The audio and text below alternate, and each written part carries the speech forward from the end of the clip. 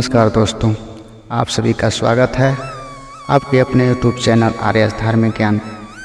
दोस्तों, आज की कहानी है भगवान परशुराम ने अपनी माता का वध क्यों किया था।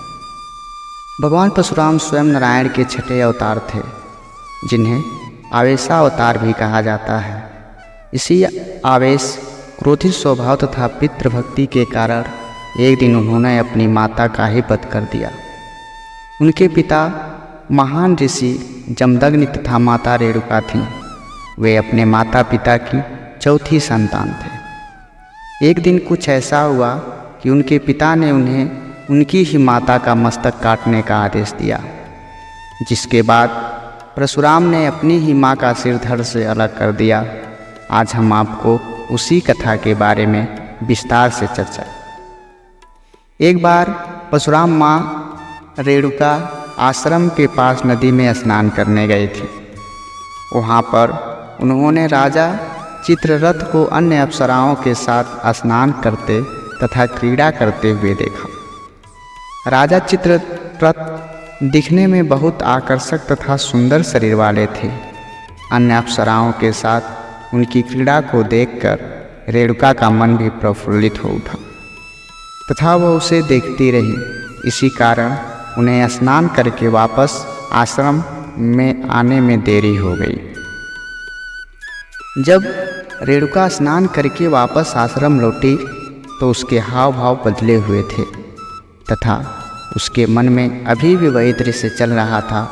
चूँकि ऋषि जमदग्नि एक महान तपस्वी थे, तो उन्होंने अपने तप के बल पर संपूर्ण बात का पता लगा लिया तथा रेणुका का मन भी पढ़ लिया था। यह देखकर उन्हें इतना ज़्यादा क्रोध आया कि उन्हें अपने सबसे बड़े पुत्र को अपनी माँ का गला काट देने का आदेश दिया। उनका सबसे बड़ा पुत्र अपनी माँ के प्रेम में ऐसा ही नहीं कर पाया, तब उन्होंने अपने दूसरे तथा तीसरे पुत्र को भी यही आदेश दिया, लेकिन वे भी ऐसा कर पाने में असक्षम थे। एक और माँ की हत्या का पाप लगता तो दूसरी ओर पिता की आज्ञा की अवहेलना करने का पाप। यह एक धर्म संकट था, लेकिन उन्होंने मातृ हत्या करने से मना कर दिया। अपने पुत्रों के द्वारा स्वयं की ऐसी अवहेलना किए जाने पर ऋषि ने अत्यधिक क्रोध आ गया और उन्होंने अपने तीनों पुत्र को श्राप दिया कि वे अपना विवेक, बुद्धि तथा सारा ज्ञान खो देंगे। इसके पश्चात ऋषि ने अपने सबसे छोटे पुत्र परशुराम को अपनी माँ रेणुका का मस्तक धड़ से अलग करने का आदेश दिया। पिता का आदेश मिलते ही परशुराम ने बिना देर किए एक पल में अपनी माँ का सिर धड़ से अलग कर दिया।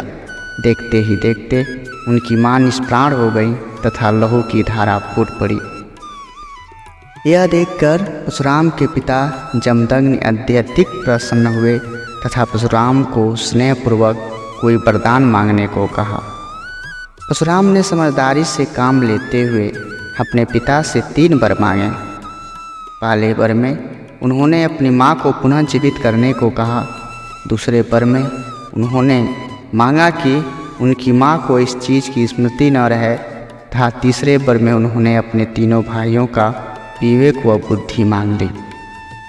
ऋषि जमदग्नि अपने पुत्र परशुराम की समझदारी से बहुत प्रसन्न हुए तथा उन्होंने उसे 3 वर प्रदान कर दिए। इसके पश्चात सब कुछ फिर से समान हो गया तथा परशुराम जी की माँ पुनः जीवित हो उठी। भगवान परशुराम ने अपनी माँ रेणुका को पुनः जीवित तो करवा लिया था, लेकिन उनके ऊपर मातृ हत्या का पाप लग चुका था। इसके लिए, इससे मुक्ति पाने के लिए उन्होंने भगवान शिव की कठिन तपस्या की थी तथा मातृ हत्या के पाप से मुक्ति भी पाई थी।